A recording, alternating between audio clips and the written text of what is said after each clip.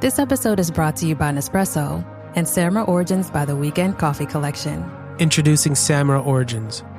My collaboration with Nespresso is a connection to my roots, to my mother, Samra. Coffee that hits the right notes. It transports you. Crafted with unique notes and bold, soaring flavors. Experience a taste that moves you. Nespresso and Samra Origins. Discover more at Nespresso.com.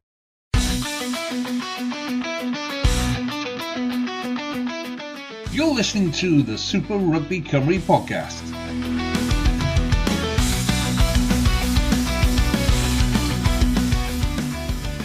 Hello and welcome to this week's edition of the SRC podcast. Joining me, Big M, as always, the one and only Mr. Reliable Double R, Rob Rees. Good evening, my friend. How are we? All good, sir. All good. I don't know why it feels like a bit longer since we've been on the pod this week. I don't know why. Yeah, actually, yeah, it does feel a bit strange this week for some random reason. Who knows? Bookie, Mr. John Harris, has sent his apologies. He's having some childish problems. Apparently, his daughter has decided to throw a bit of a wobbly and has woken up the baby. So he's now on dad duty instead of talking rugby, which, as we know, dad duty comes first unless it's Saturday at 2:30. So, why don't we just dive straight into it? Just the results to bring you this week. We will be covering the games next week. Obviously, we've got a free Saturday, and all because the 20s have a little training day, which for me is baffling. No, that's 2 years worth of players. There's 15 years worth of players in the league. I'm sure you could have played without them. I'm guessing the academy boys aged 20 to 23 don't matter now, apparently. Is what it is. We just got to deal with it. Okay, so we will go straight back to last Thursday and the televised game. After Swansea really shocked us all with a 40-40 win against Newport away, they looked to do the double down at Dunvant, who's had his first televised game in God knows how long, if ever, maybe. I'm really not sure. I don't know. I mean, I know Newport used to, play Dunvant in the early 2000s quite a few times in the old table setup. So maybe there's a fixture there somewhere. But I gotta be honest, I thought the ground looked good. It did. It was full. It was characterful as well. It had enough of everything. Seeing the pictures from the press box and stuff like that it's a good little setup up there. So, in fairness to Swansea, they've done well in terms of the move. It's better ground than St. Helens. Yeah, and to be fair, there's so much space down here. I mean, okay, don't get me wrong, it's a bit awkward to get into, driving through all the side streets and then you'll go all the way down the bottom and tuck in. But once you're in there, you've parked the car and there's just so much space. There's a couple pictures behind as well, which, if you're taking kids down there, like that's the main reason. I know my girls used to play for Stradi's Hotspurs and we'd head down there for games all the time. And the amount of space down there is brilliant. Fair play to them. But on to the actual rugby. Swansea against Newport in technically a neutralish sort of game, really, for the time being, while Swansea do set it up as their home. And, once again, Newport are struggling. They really are. This is now 0 for 4. Christ, we didn't think we'd be saying that. So give us a little bit of a rundown of the game. Where was this won and lost? There's a few areas. I think Newport at the moment are so sloppy with what they do. The conditions are awful, but that's the same for two sides, right? And they didn't manage it well at all. They were sloppy around the breakdown, the handling errors, the deal discipline. That first 15 minutes to give Swansea a 2-score lead. Ty Morris can have a go at the officials on S4C after the game and say he thought that opening 15 minutes was abysmal from them. But ultimately, you're putting yourself under pressure, right? That's the words of a coach who's played 4, lost 4 as the defending champions. They haven't looked good at all yet, I'll be honest. and their set piece just isn't firing as well as it sort of did, and as well as it should. They're missing, characters like Ben Roach far more than I think they should be missing them. But I just don't think they've got that back balance either.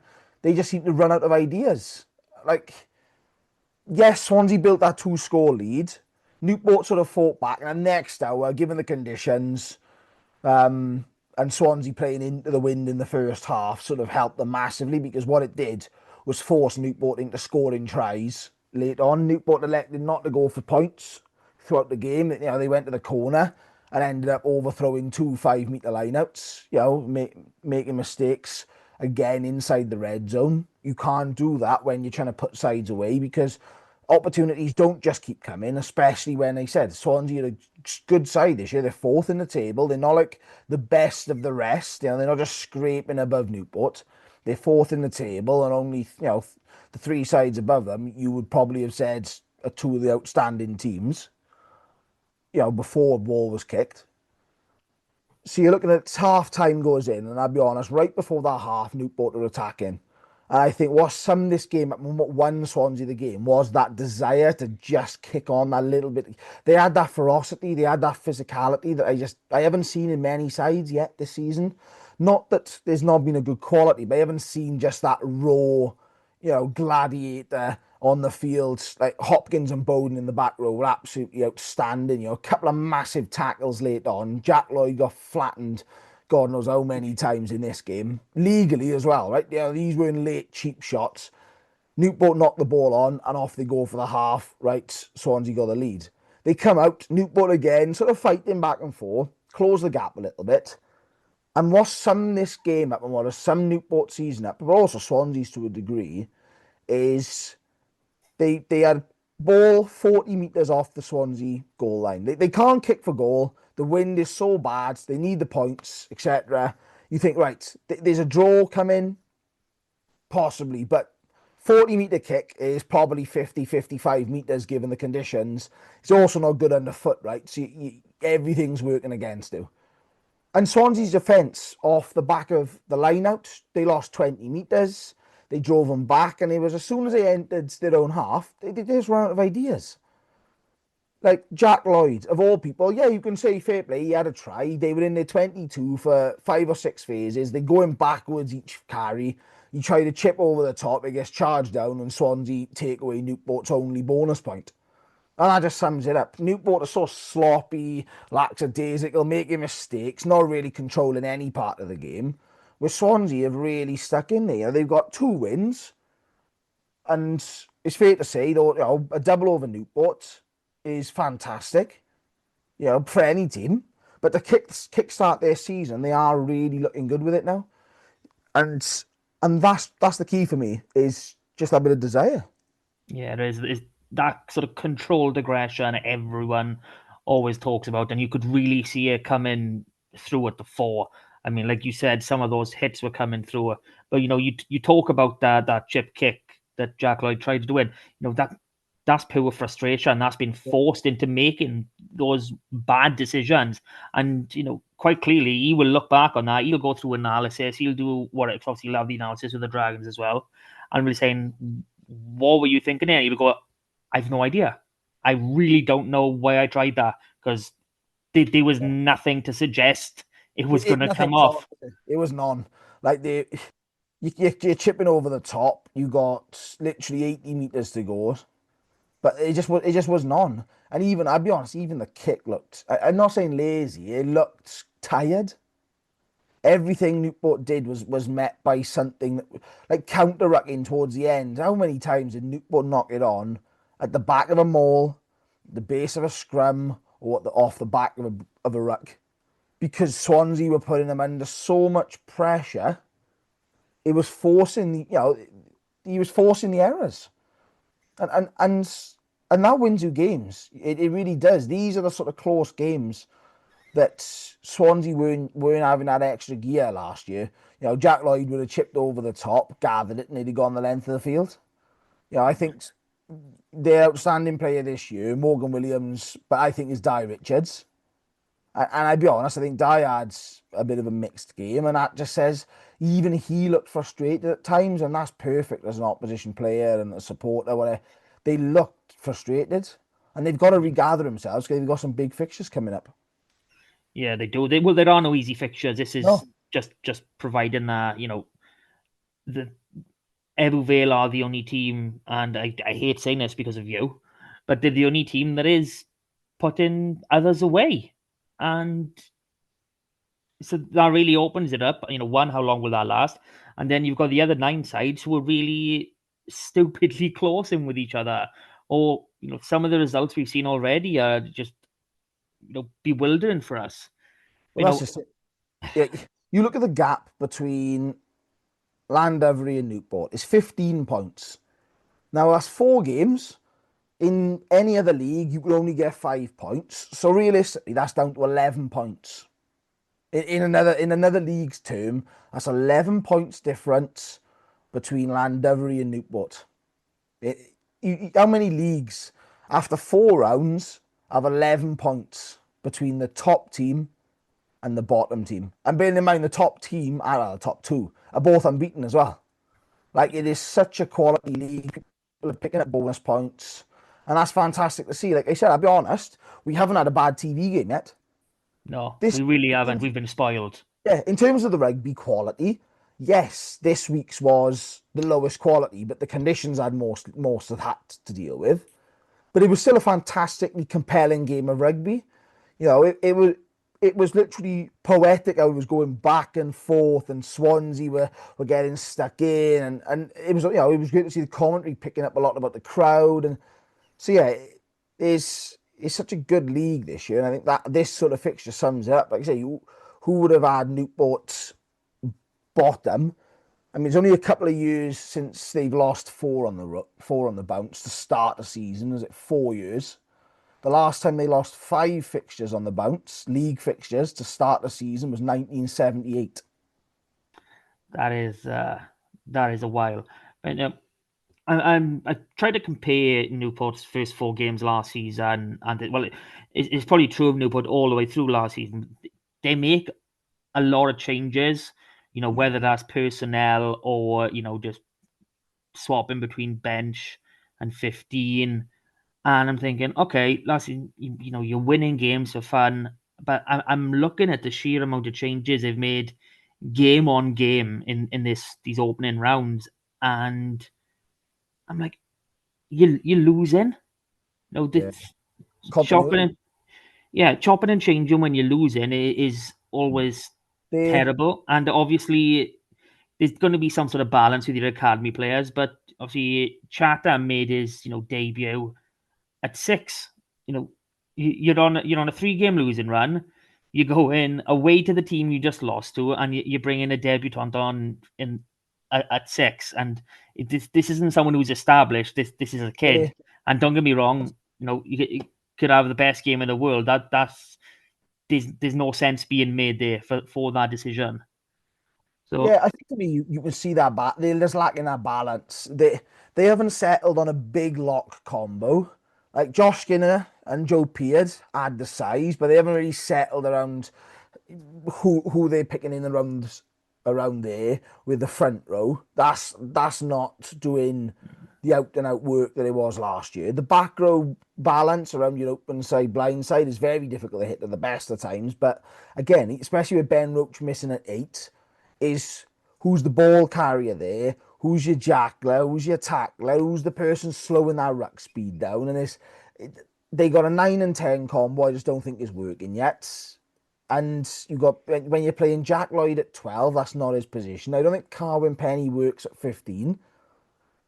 There's so much around in terms of just the balance of the squad. And yes, last season was a big one emotionally. 150 years, winning the title for the first time in 10, 11 years, whatever it was. Doing it in the manner they did with Brian passing away late on in the season, all of that.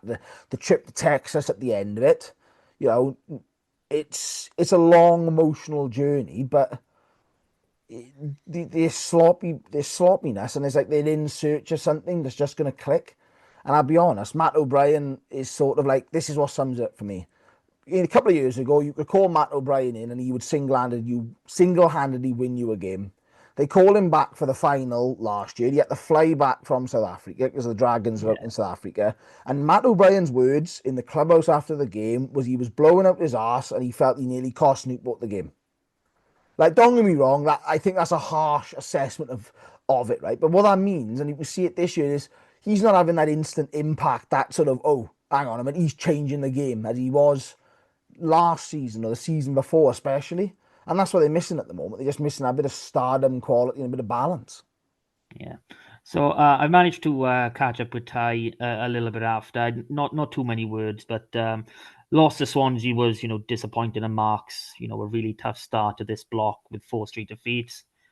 However, the group's commitment and determination to turn things around remains outstanding. So I tried to press a bit more and asked, because he made that comment on Espedrec that maybe he should have changed expectations coming into this season. So asked him, well, what's going on? Are you sticking with your game plan, or you looking to try something new? And he's kept his cards really close to his chest and said he'd rather keep that in-house. So I think there's a lot of nerves going on there, which it's understandable, obviously. But, it's a hard time, and quite frankly, unless they, can somehow turn on a massive second half performance in their next game, it's hard to see where their win's going to come from. Because, and I can't believe we're actually saying this, because these are the words we were saying about Swansea last season.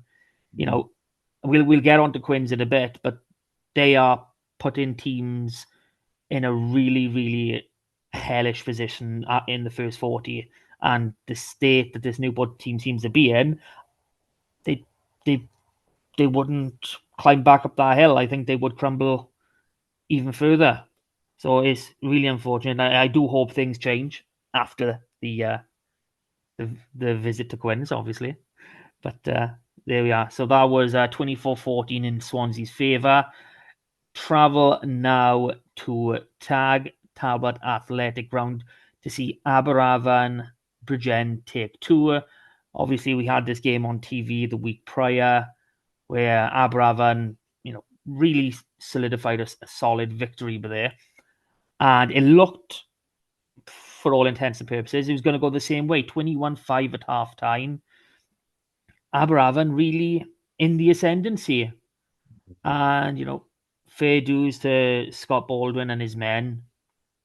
They somehow managed to turn this one around.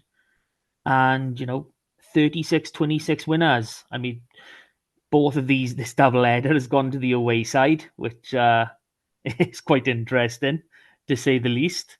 But, we were wondering what was going to happen. I don't think any of us backed Bridgend for this. We thought he was a step too far.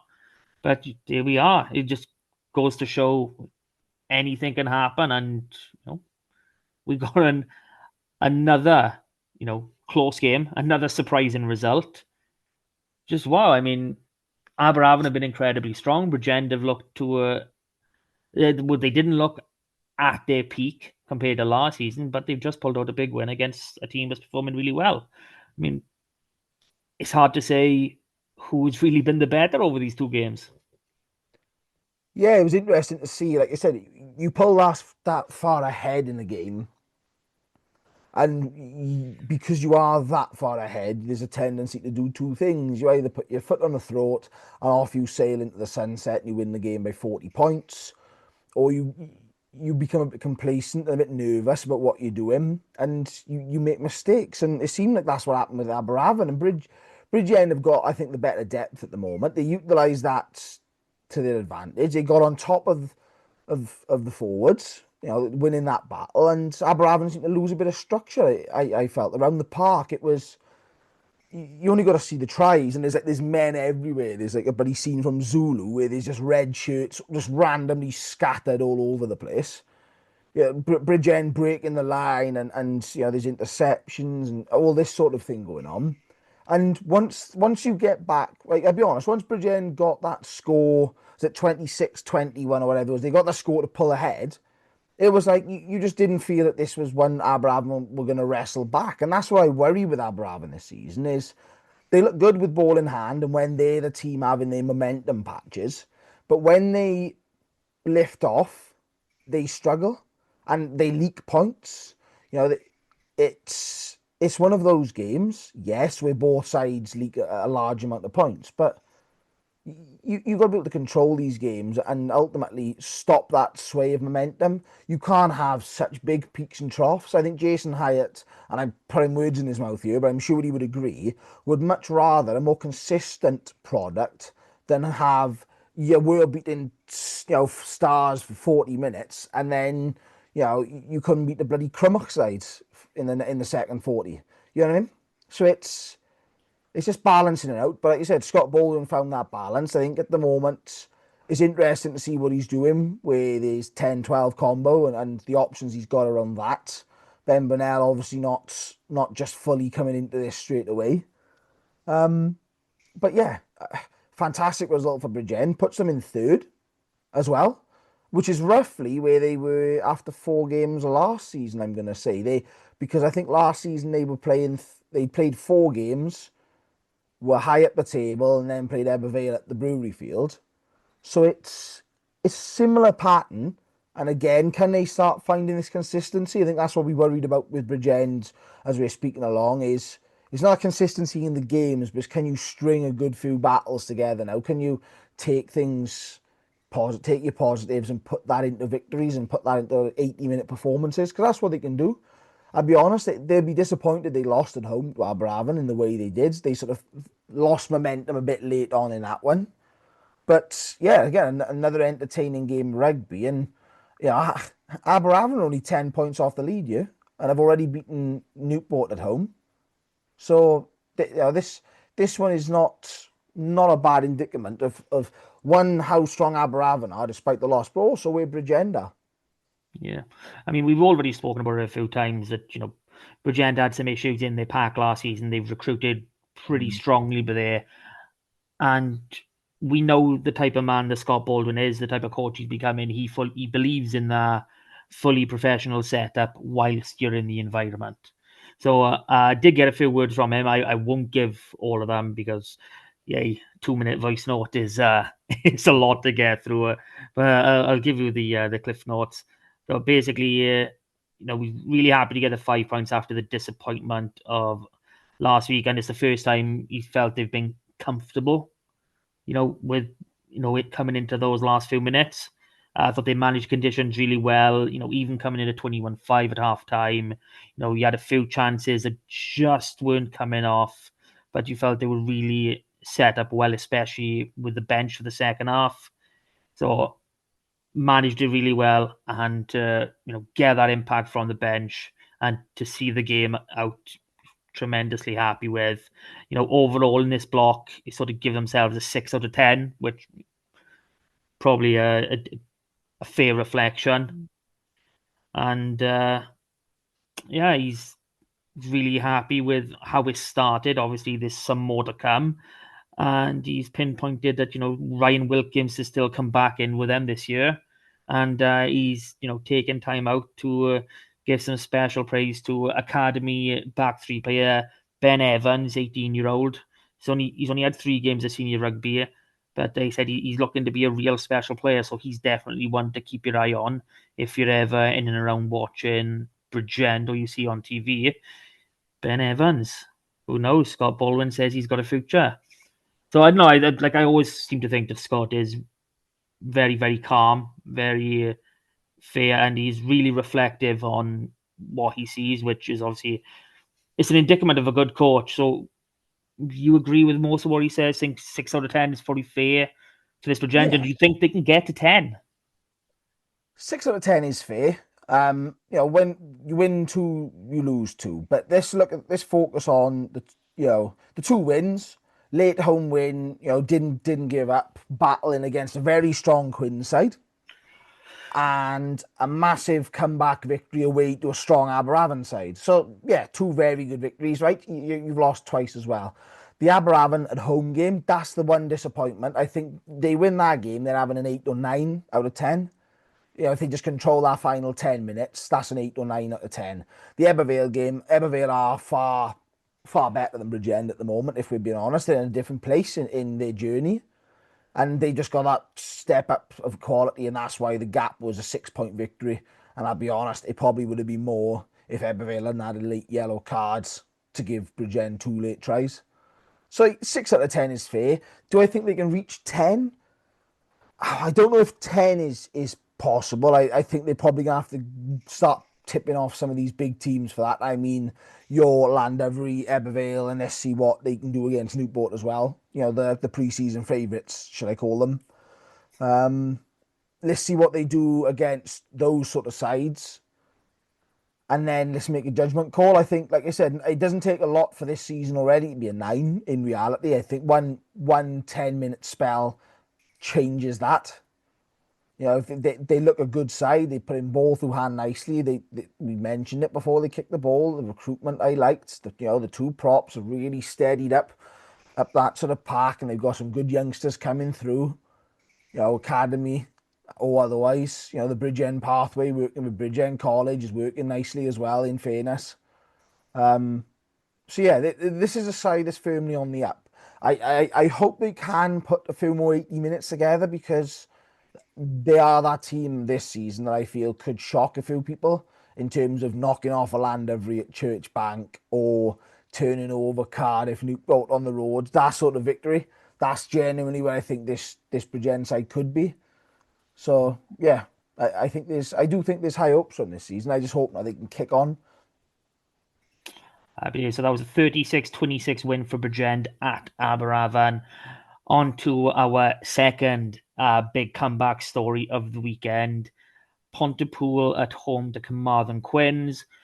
Quins winning the reverse up at Carmarthen Park 24-12. And it looked set to be going exactly the same way again. 21-3 in favour of Carmarthen at the half. From everything I've been able to find out, Quins' scrum was absolutely amazing and really put Pontypool under a hell of a lot of pressure. So, and I know from speaking with Steph Thomas, he's really annoyed given the dominance they had in that area of the field to eventually lose the game, and lose in that second half 21-0 to go down 24-21. I mean, this is the second game in a row. Admittedly, it is Pontypool both games where Quins haven't scored a single point in the second half. I don't know why. It's just hard going. It really is for me at the minute to just, despite the win last week, when you're not scoring points in a full 40, if it's the first 40 and then you come out stronger after, I can get away with it a little bit more. You can kind of go, okay, they were warming up, they were stepping through the gears, but this is the opposite. They've gone through the gears, they've gone over the try line, 3 tries to the good, and then they've just gone, no. But yeah, I'm terribly gutted, especially that the score came really, really late. But Pontypool will be overjoyed. They didn't lose 2 on the bounce at home, and more points on the board for them. So you were our resident, I'll be honest, you're the expert on everyone, to be fair, but you are our Dragons Gwent region. So Pontypool, what do you think? Yeah, I've got words from Tom Hancock, but do you think they'll be happy with this? They've got the win. I think this is the diving board for them now. This is the platform for them to kick on. I think this is they needed something just to dig their feet into and right, let's get going now and move on. They're still missing people like Mikey Herbert. They're still missing people like Morgan Allen. And the front row is still an issue. I know that sounds like, hang on, I just highlighted 5 of 8 forwards. But yes, that is an issue throughout the game. They're missing that bit of a nastiness, I'll be honest. A bit of assertiveness. I don't like to call it aggression. That, people like Morgan Allen, a bit like Richie McCaw, they live on the edge of the game, and that's fantastic as a back rower or as a second rower, depending on where they'd have put him in. But yeah, I feel there's a bit of work to be done around the midfield combo. I don't think Mahoney's playing his best at the moment. I think they just need to settle down in midfield, get their back three firing because it is a dangerous back three, and they've got a good halfback combination to really get things going. From a Quinn's perspective, at the moment they're looking they don't look fit after 60 from what I can see. And this is a pattern from last season as well. I mean, you look towards the end of last season where they were up at Eugene Cross, they looked like they were going to take the shield off Ebervale with 10 minutes to go, but they conceded 25 points in 15 minutes. It's that same old pattern. We talk about what have teams actually learned, and I know there's different things and a lot of stuff that Steph and the team have worked on with Quins, and there's a young team in areas and a bit of rotation and sort of what Scarlet's allocation they can get. But I just don't think that they've got that experience in closing games out, and it's starting to show.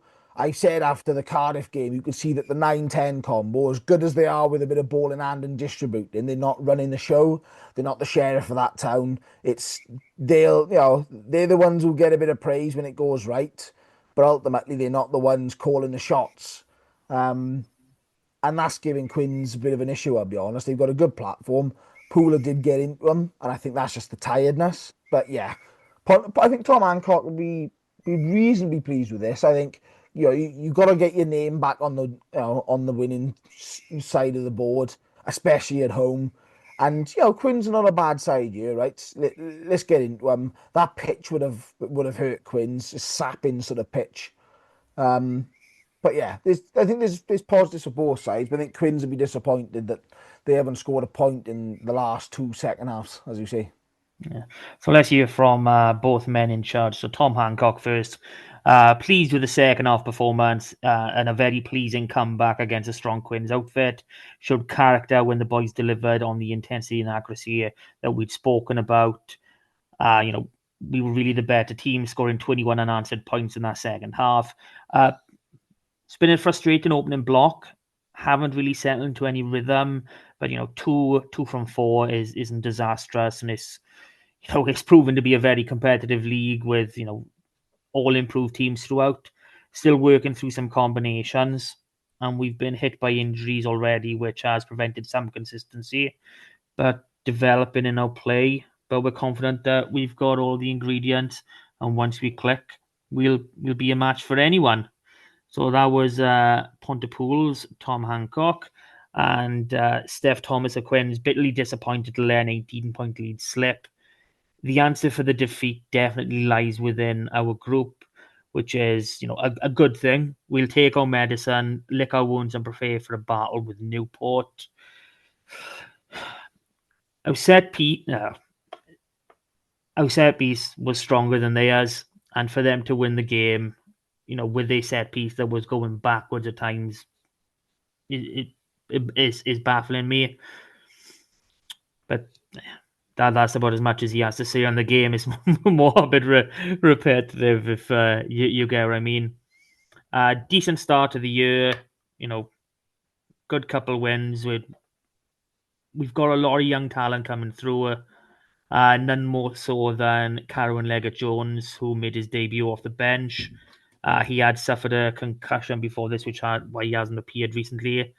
So I'm glad that I can touch on Carwyn Leggett-Jones here, because he is still a young boy. He's still 17, and he's got 10 caps for Wales 18s. He's made an appearance for Wales 20s at an uncapped game.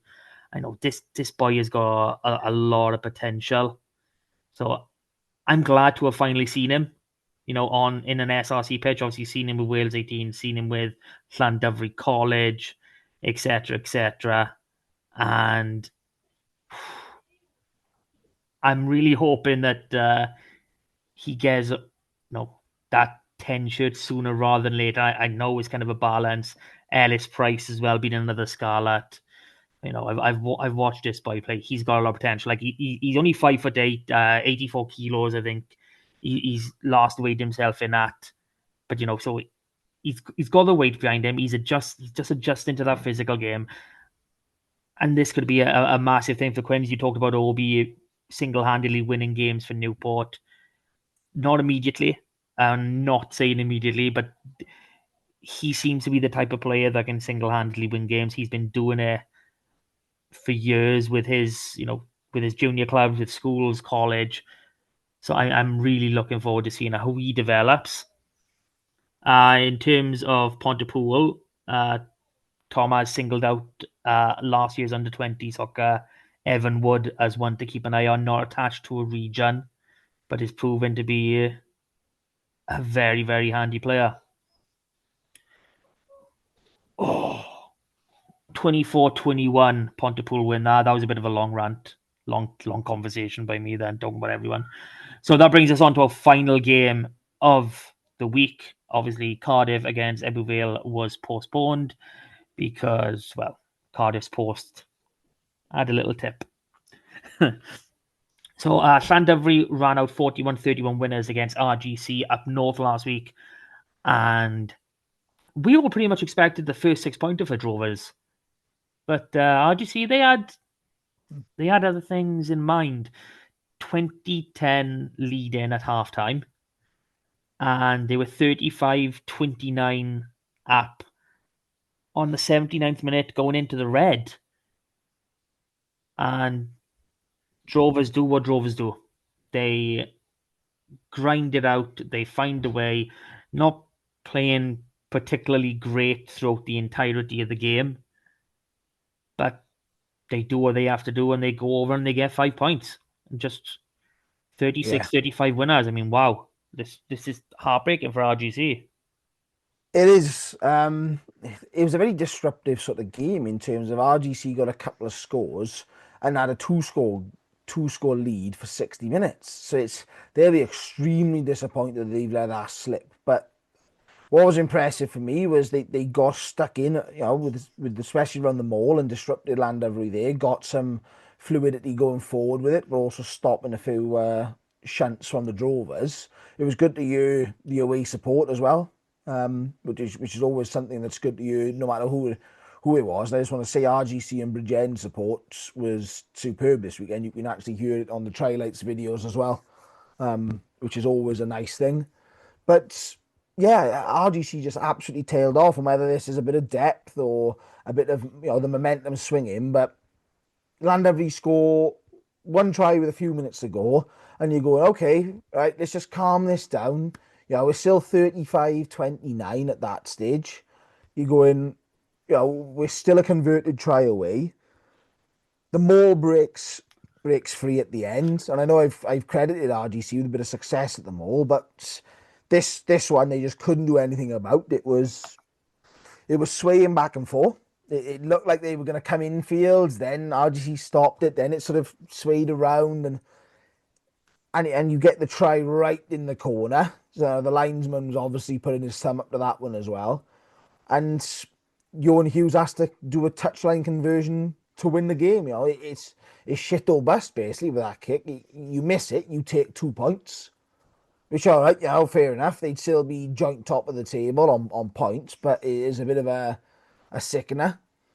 But for RGC, this is that next level that we say, is you can score 35 points. We've said it many, many times. They haven't got a problem scoring the points, especially on artificial surfaces like Church Bank. But you cannot win a game if you're averaging 30-plus points conceded a game. And they've done it again. You can't concede 40 points last week, 36 this week, 41 was it against You're averaging 35, 36 points a game conceded. You're not going to win games. It sounds ridiculous. RGC have won one game this season. They won't win any more if they concede an average of 35, 36 points a game. Yeah. That's 100% true, and their win against Pontypool 23-14 is an anomaly. Yeah, 47 against Cardiff, 41 in game one against Llandovery, then 36. It's unsustainable. What it tells me as well is that's the only game on grass. So they've had 2 games at home and 1 game at Church Bank, all on the artificial surfaces, and they've conceded 125 points in that time. 120 points there, somewhere around there. Yeah, and they haven't won any of those games, and yet they've scored 100 points. You've scored 100 points in 3 games on artificial surface, which is your own backyard sort of surface, and you still haven't come away. So it's telling me that at the moment they just don't have a game plan structurally. Yeah, you can say, oh well, they did Pontypool over. Pontypool are having a really rough time of it at the moment, and I'll be honest, that looked like a good performance from RGC. But they're just not suiting this quick pace at the moment. You know, if you're not resetting your pillars, you're not getting your exits right. You know, you can't stop that sort of that peel off of 10, 12 and sort of the cuts inside. It's, you know, how many tackles do you watch in these highlight videos, especially this week, where it's a one-up ball carrier and they make it 4 or 5 meters on a tackle. And like straight away, your defence is all having to shunt back and then reset and peel around the back if you're coming off a set piece to have any sort of forwards on the blind side. Llandovery got far too much pace and experience to get outside it when both the Warren boys are in scoring tries that are 40, 50 metres. And ultimately, that's because the ball is breaking down around the ruck. The pillars aren't doing their job. There's nobody slowing the ball down. Fackrell was a big loss with this. Dan Owen's the same. You know, when they're not playing, you're not slowing that ruck speed down to 3 seconds, which is what you'll be aiming for, sub 3 seconds, right? So therefore, that recycling's there. Oh, hang on a minute, your defender's not the pillar of the ruck. Bam, straight down the middle of the park. Your fullback's 1-on-1 or 2v1 if you've got somebody in support. Yeah, you know, you can add Rodri King to that list of players who would be in that breakdown messing around. It just seems to me they're scoring these lovely, really high paced, high tempo tries, and then it's taken them so long to recover. They've already conceded another 7 or 10 points before they're even back ready to go. So the defense is one thing that is massively needed to be worked on, and I think we've been saying that for a long time. Drover's still yet to click, which again, they're second in the table, undefeated, 4 wins, 4 single bonus point wins to her, which is great. Comments from both coaches. So John Callard, RGC, first time I'm being able to read out something from him. Considering everything that we have been dealing with, we have performed well. We've not had the decisions on the bounce of the ball, but the rugby we have tried to play is a credit to everyone involved. Areas to focus on moving forward is being better at dealing with mistakes. Mistakes are fine, but there's our next steps of actions that we need to deal with. Love the concept of the league to uncover talent. And that's what I intend to do here. I kind of followed him up a bit more on that, and he's name dropped Tudor Jones, a young scrum half, and Will Kell at the lock as two that are doing really well. Obviously, they've helped produce Dylan Alford and Tom Cottle, who are now with Llandovery and Cardiff, respectively. But sort of asked him how the RGC pathway sort of works. Are they there to make boys for the other 4 regions? And he says he's trying to work out for himself. So that tells you everything you need to know about RGC. But I'm not seeing enough accountability in that. I mean, saying you're not getting the decisions or the bounce of the ball is I would like to see more accountability on that. Saying there's dealing with mistakes is one thing, but you conceding that many tries. It's not, you concede 1, maybe 2 tries from mistakes a game, and you're like, we need to work on our mistakes. We need to recover from these errors. We need to sort them out.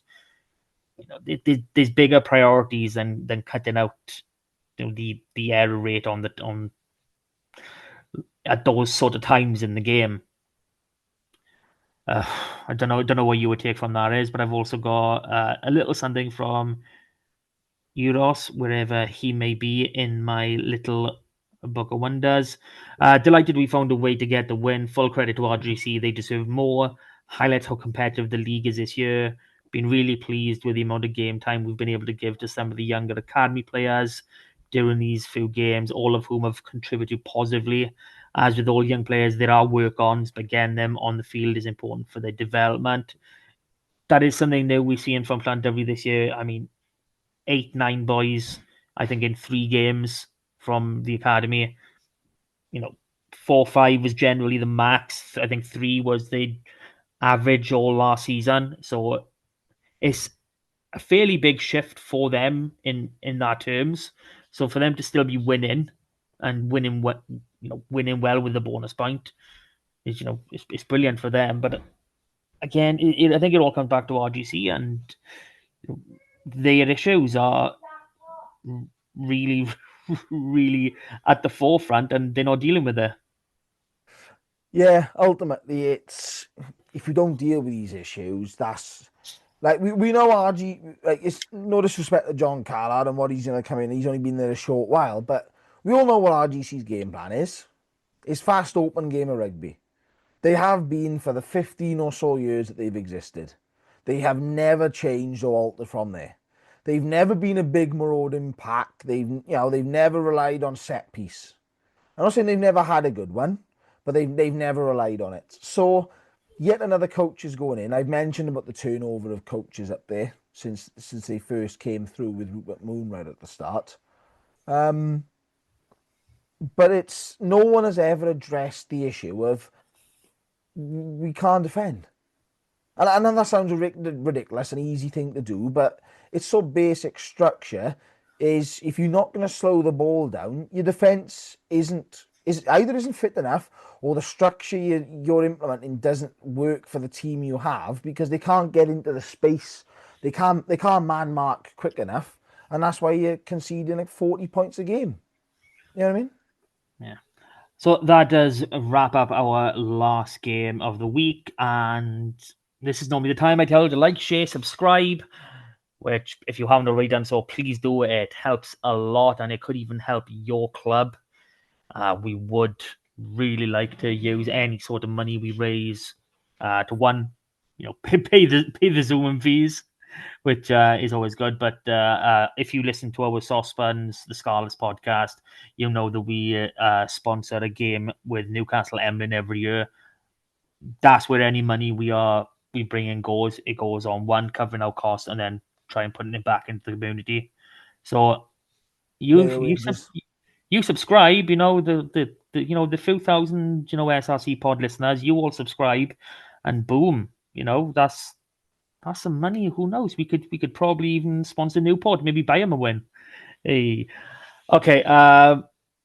We're on to a break now, so let's have a quick look at the top scorers, as we might as well. 4 rounds in is generally a good time. So with only 3 games, Edward Vale's Ian Morris leads the try list with 4. I believe there are 11 players on 3.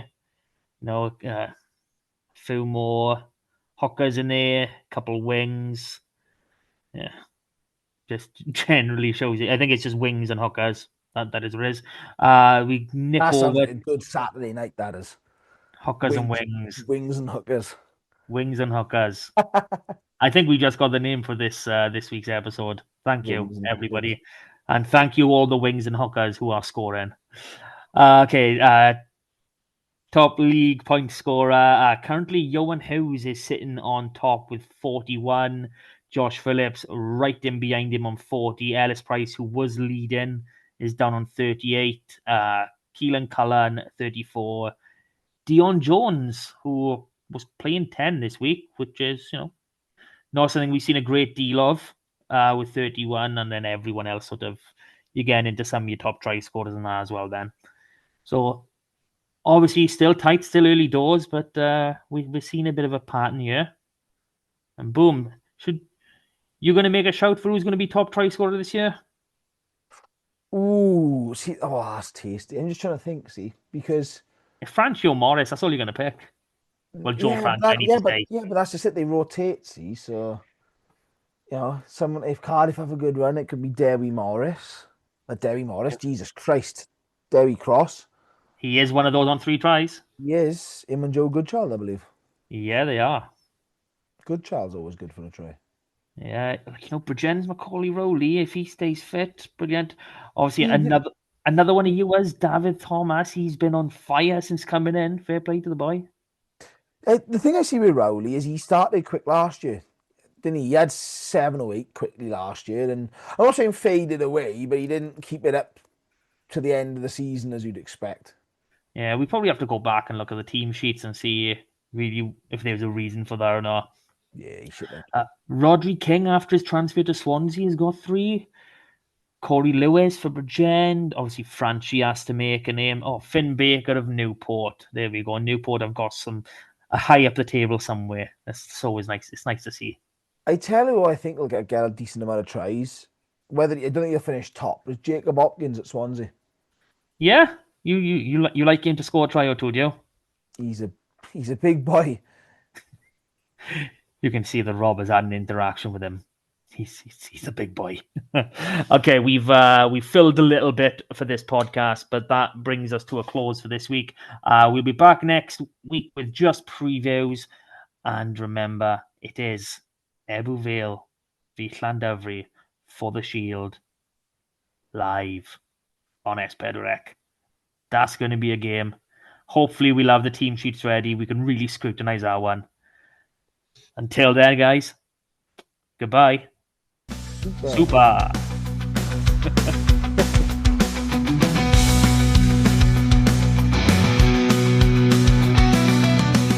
That was the Super Rugby Cymru podcast. Please rate, review and share us on socials if you can, and join us again next week for more of the same.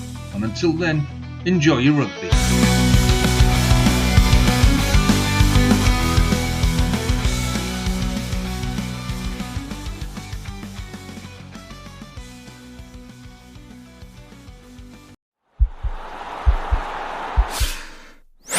This podcast is part of the Sports Social Podcast Network.